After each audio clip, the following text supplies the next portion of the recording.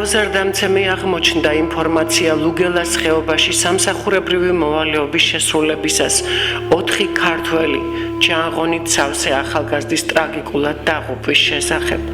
სწორედ ამ შემთხვევაში ეწირა ერთ-ერთი წალენჯი ხელი ლაშა კოხტასზე კვარაცხელია.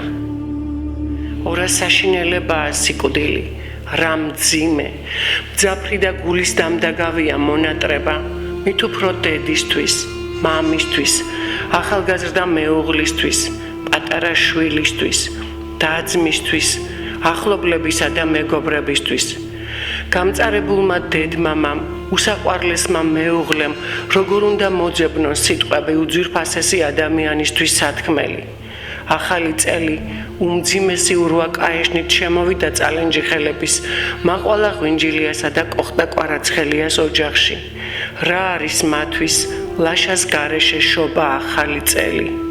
11 იანვარი ლაშას დაბადების დღეა.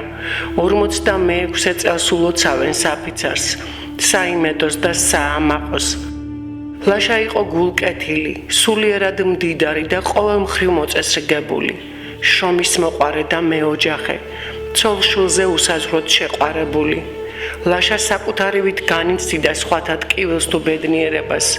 მისი სტიქია მეგობრების წრეში ტრიალი იყო და საყვარელი მეგობრებიც მუდამ გარს ეხვია.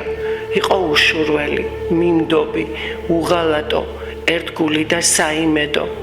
იმ აუბედით ტრაგიკულ დილას ოჯახიდან მერცხალივით გაინავარდა. გაფრინდა და გაუფრინდა დედას, მამას, უძვირფასეს მეუღლეს, ერთადერთ შვილს დათუნას, რომელიც დღემდე მამის მოსვლას ელოდება. ჩვენო ლაშა, გილოცავთ დაბადების დღეს ზეციურ საქართველოში.